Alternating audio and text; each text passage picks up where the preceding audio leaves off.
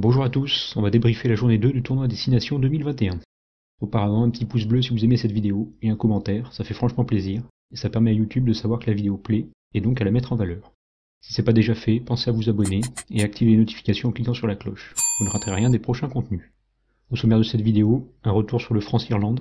Je reviendrai sur les faibles 28 premières minutes et pourquoi ça nous a guère pénalisé. Je parlerai du paradoxe de ce match, je ferai un petit focus sur les très informes Dulin et Aldrit. J'évoquerai la Dupont-dépendance et un coaching encore problématique, et je finirai sur 2-3 détails importants à propos de l'arbitrage. Enfin, je parlerai du très faible Angleterre-Italie et d'un Écosse-Galles qui a tenu toutes ses promesses.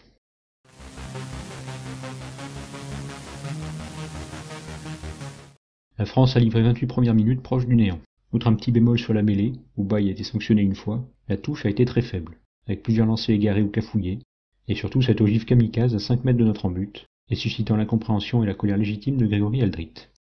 À cela, il faut ajouter les en avant de Ficou sur un bon ballon de récupération, et de Jelon sur une rare initiative française, et une litanie de pénalités idiotes, comme celle de Baye, qui vient utilement en bord d'un molle que le paquet français commençait à contenir, ou encore Awas qui perd aisément ses appuis. Dans ce marasme rugbystique, la France ne profite même pas de sa seule possibilité de scorer. Jalibert ratant une bonne pénalité. En guise d'apogée, le Roux commet un crank en jambe très bête sur Earls et prend un jaune. Il y a débat pour savoir si c'est volontaire ou non. Certes, entre un Leroux qui se replace et un Earls qui court au ballon, le croisement était inévitable. Mais le Roux voit pour moi l'Irlandais sur sa trajectoire, et fait le petit geste réflexe pour le stopper. Carton jaune logique au final. Malgré tous ces errements, comment la France a-t-elle pu n'être menée que 3-0 à la 28e? Tout d'abord grâce à un bon jeu au pied d'occupation. Dulin étant impeccable en ping-pong rugby, et Jalibert soulageant plus Dupont dans cet exercice par rapport au match en Italie. Jalibert a toutefois été guère en réussite devant les perches. Ensuite, les Français ont très bien défendu, en plaquant à tour de bras et en tentant parfois de coffrer le porteur de balle adverse. Dans les situations désespérées, les Bleus ont aussi eu un peu de réussite, comme sur l'essai refusé à Lowe. La combinaison irlandaise est parfaite, avec un bon molle pour fixer les tricolores, un pivot intelligent du centre Encho pour son ouvreur, profitant du leurre de Ringrose pour écarter le ballon vers les espaces à l'extérieur. Penaud est un peu isolé dans cette zone, et il faut le sacrifice de Dulin pour mettre un orteil de l'ailier irlandais en touche. Les Français ont eu chaud.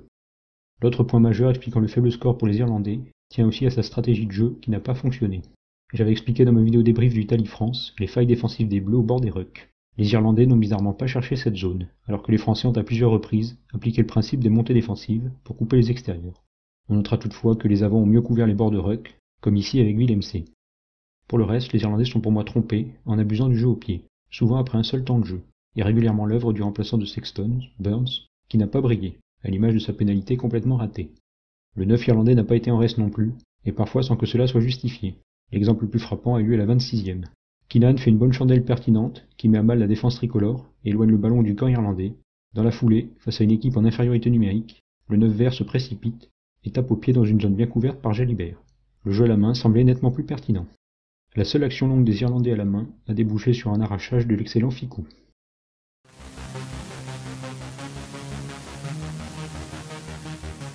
Le paradoxe de ce match veut que l'équipe qui domine soit celle qui ne marque pas. Le premier essai français illustre parfaitement ce fait. Sur la première touche française maîtrisée dans le camp irlandais, par Olivon, les Bleus lancent leur toute première offensive. Jalibert donne à Ficou pour créer un bon point de fixation. Dupont sort le ballon pour Jalibert, qui profite d'un passage à vide sanctionnable mais pas vu de Jelon, pour revenir intérieur et passer après contact pour le très disponible Marchand. Dupont est encore au soutien et délivre une super passe pour Penaud. Sa puissance mobilise les défenseurs irlandais. Vincent protège la libération. Dupont écarte pour Jalibert qui donne encore à Ficou. La passe est hasardeuse techniquement, mais le rebond est ok pour le centre français, qui fixe le 6 irlandais et profite de l'erreur défensive du demi de mêlée, qui s'élimine tout seul au lieu de défendre extérieur. Olivon est servi sur un plateau, réalisme total. En suivant, la France prend à son tour le contrôle des débats et va elle aussi rater des opportunités. Suite à un bon arrachage de Aldrit et un relais de Jelon dans l'axe, Willemc commet un en avant. Le deuxième ligne, plus à l'aise en défense qu'en attaque, gâche aussi la grosse percée de Marchand en début de seconde période, en venant inutilement dans la ligne d'attaque. Cette séquence est intéressante car elle symbolise l'attaque française dans cette mi-temps. Dupont sort le ballon, fait quelques pas pour mobiliser les regards irlandais, et serre auprès son talonneur bien lancé dans l'intervalle. 2 secondes plus tard, rebelote. Dupont fixe et passe intérieur pour Aldrit, qui sert superbement Awas dans l'espace. Mais pas de point à l'arrivée. Le second essai français est finalement construit de manière plus classique, avec de multiples fixations, respectivement de Ficou, Aldrit, Leroux, Willemc et Awas. Il faut encore une bonne aspiration de Jalibert, qui appelle son demi-mêlée pour changer le sens du jeu. La longue passe pour Dulin est pas mal, et l'arrière résiste bien au plaquage, le temps de servir Penaud qui arrivait à fond. Belle intelligence de Jalibert sur ce coup. Côté irlandais, rien ou presque à signaler. Il a fallu attendre l'énième paradoxe touche réalisme pour scorer. Sur l'unique touche irlandaise récupérée par les Bleus, le rebond trompe Dupont et le talonneur irlandais file dans l'embut, pas assez protégé par Gamavillière, qui aurait dû changer son placement voyant que les Irlandais cafouillaient leur touche. Cette action, c'est un peu l'arroseur arrosé par rapport à la première mi-temps. Sur les 20 dernières minutes, les initiatives seront majoritairement irlandaises, mais peu concluantes. On avait déjà vu en première mi-temps que le 15 du trèfle misait sur les pivots pour éviter les montées défensives françaises, comme ici avec celui de Byrne pour servir son ouvreur, ou plus tard celui trop mou d'Henshaw est facilement lu par Dupont. Les Irlandais ont répété ce schéma à l'excès en fin de match. D'abord avec le pilier 17, mais Ringrose se débarrasse du ballon au pied, puis avec le numéro 22, profitant du leurre du deuxième ligne. Cette fois-ci, le 15 du trèfle recule et finira par encore jouer au pied. Ce type de lancement se justifiait, mais ça a souvent manqué de vitesse, comme sur ce pivot de Furlong et le leurre de Stender. Trop mou pour inquiéter les Bleus.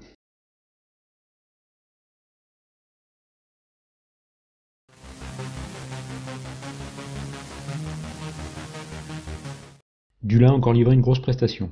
Pourtant, ça n'avait pas du tout bien commencé pour lui. Un jeu au pied contré dès la 11e seconde, et une réception manquée une minute plus tard n'ont pas entamé son mental.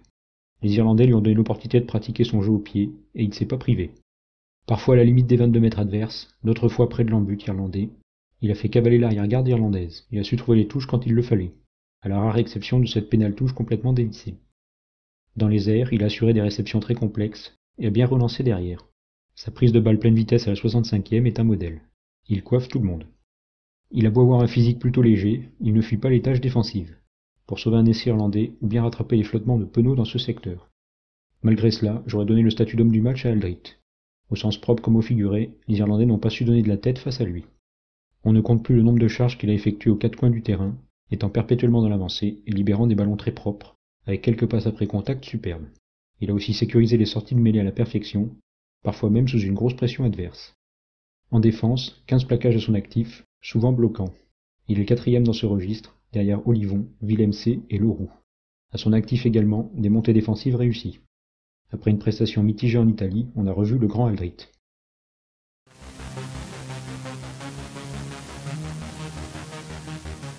Galtier a-t-il un souci avec son banc de touche? Tout porte à le croire, comme le symbolise cette fausse sortie de Baye et Marchand à la 58e. En clair, vu que la France venait de prendre un essai, et que le score était à nouveau serré, pas question de faire rentrer Collingar et Bourgarit, qui feront leur apparition qu'à la 75e minute. C'est dire le peu de crédit accordé à ces joueurs, qui ont pourtant tenu le choc en mêlée. Idem ou presque pour Serein, qui n'est même pas rentré, alors que Dupont commençait à manquer de lucidité. Certes, il nous a gratifié d'une action solo dont il a le secret, et son grattage final fait un bien fou pour mettre un terme au match. Mais on l'a vu aussi très sollicité et sous pression toute la rencontre. Parfois, ses coéquipiers attendaient qu'il fasse la différence au lieu de l'aider. À 2-3 reprises, Dupont n'a pas su quoi faire avec le ballon, et a pris la défense irlandaise rugueuse sur le dos. Il en a été de même sur quelques rucks, pas assez sécurisés par les avants. À 14 contre 15, il rate 2 touches directes consécutives qui auraient pu permettre aux Bleus de souffler. Dupont est brillant, mais il ne pourra pas jouer 80 minutes brillantes à un tel niveau contre toutes les équipes. Serein doit jouer plus pour soulager Dupont et faire jouer la concurrence. Sur le reste du coaching, la rentrée d'Antonio à la 56e est plus normale, d'autant qu'Awas manque de vitesse et d'endurance par rapport à un Cyril Baille par exemple.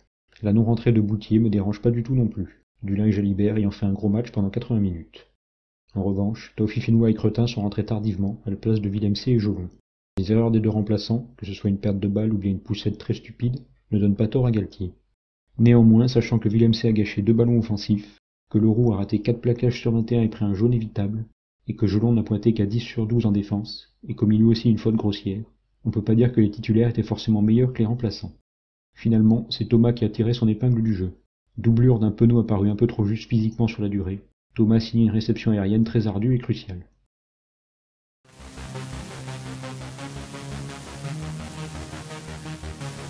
L'arbitre anglais Luc Pearce a été globalement très bon. Son français parfait a été salutaire quand il s'agissait de demander à Vincent de stopper sa course car le centre français était parti devant le coup de pied de Ficou. J'ai grandement apprécié aussi qu'il ne se laisse pas enrhumer par le 9 irlandais qui a plusieurs fois tenté d'obtenir une pénalité au lieu de jouer, comme en toute fin de match lorsque Taofifénois sort de la zone de plaquage et que le 9 vert réclame une faute. L'attitude de Pearce sur les mêlées m'a satisfait également.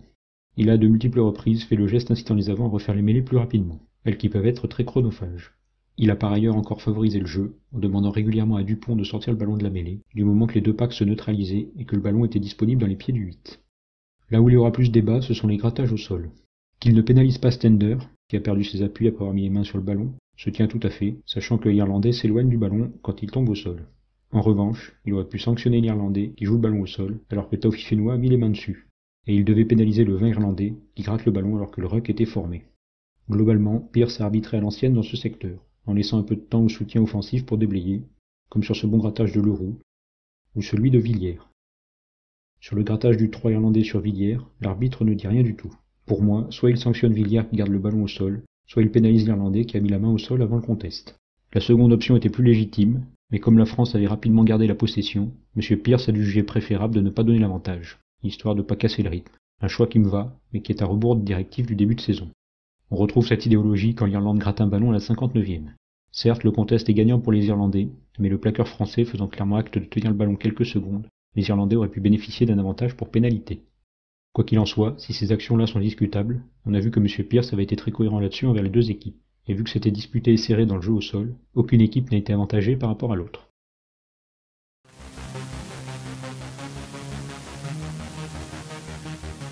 Ce match Angleterre-Italie est pour l'instant, et de très loin, le plus mauvais match de cette édition du tournoi.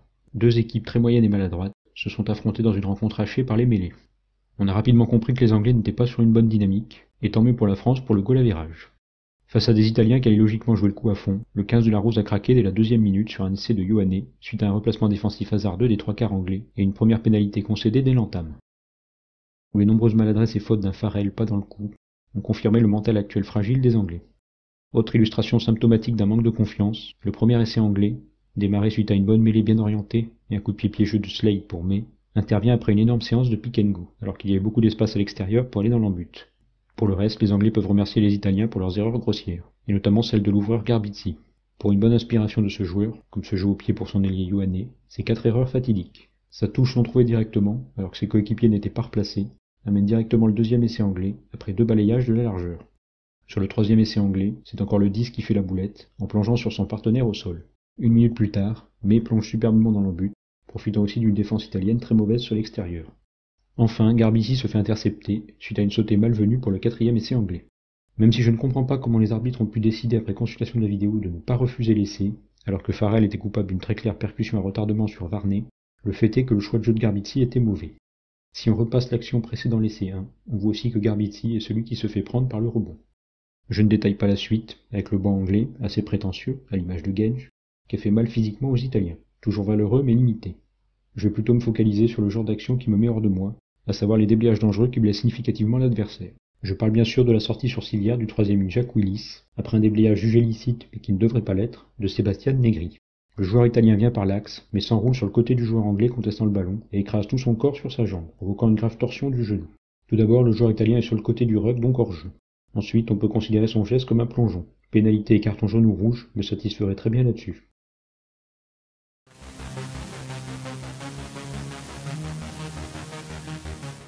Le Pays de Galles joue de manière mitigée et gagne petit, mais le 15 du Poireau semble être l'atout majeur pour avoir un très bon match plein de suspense, avec un adversaire qui a toujours une balle de match dans les arrêts de jeu. Cette Écosse-Galles le confirme. Pourtant, ça n'avait pas super bien commencé, avec 5 pénalités sifflées en 10 minutes et beaucoup de jeux au pied imprécis. Ensuite, on a senti les Gallois impuissants face à l'occupation du terrain au pied par Finn Russell et surtout l'excellent Stuart Hogg. Puis j'ai eu peur que le Pays de Galles prenne une dérouillée en voyant à quel point leur second rideau était fragile, avec notamment l'arrière Léa Penny, qui n'était pas dans un grand jour, et complètement fautif sur l'essai 2 des Écossais. Les Gallois, globalement, outre 2-3 approximations symboliques, pour moi un gros problème au niveau de la paire de centre, Tompkins et Watkins, trop frêle et peu inspiré. La défense foireuse sur le troisième essai écossais, alors qu'il manquait un ailier au sein du 15 du Chardon, est significative. Le forfait du puissant George North a pesé, au même titre que les absences des deux titulaires habituels emblématiques, que sont le perforateur Hadley Parks et l'expérimenté et régulateur Jonathan Davis. Heureusement, le 15 du Poireau a pu reprendre des couleurs dans ce match, en profitant de l'indiscipline écossaise, qui amène l'essai de l'espoir de l'ailier rapide Rhys Zamit. Légèrement bousculé en mêlée, les Gallois ont compensé en prenant le dessus sur la touche réputée des Écossais. En deuxième mi-temps, l'Écosse a beaucoup joué et pas mal gâché. Par prétention d'abord, en ne prenant pas la pénalité à 17-8, derrière, une faute technique et un essai logiquement refusé. Quelque temps après, le 15 du Poireau propose une belle combinaison de 3 quarts sur sa première offensive de la seconde période et revient à seulement 2 petits points. Rebelote à la 54e, Zander Fagerson est justement expulsé pour un déblayage non maîtrisé, et une minute plus tard, les Gallois franchissent encore la ligne, cette fois-ci grâce aux avants. Les Écossais, à 14 contre 15, joueront leur va-tout, en refusant les 3 points de l'égalisation pour aller chercher l'essai, avec succès. Mais Rhys Zamit profitera des largesses d'une défense écossaise amputée d'un joueur pour l'essai de la gagne. Valeureux jusqu'au bout, l'en avant de Hogg mettra un terme à ce match intense. Le 15 du Chardon aura des regrets légitimes. Merci à tous d'avoir regardé cette vidéo. Pensez au petit pouce en l'air et à mettre un commentaire. Un petit prono pour France-Écosse peut-être, votre sentiment sur ce Irlande-France, n'hésitez pas. La semaine prochaine, que des vidéos stats avant France-Écosse. À bientôt.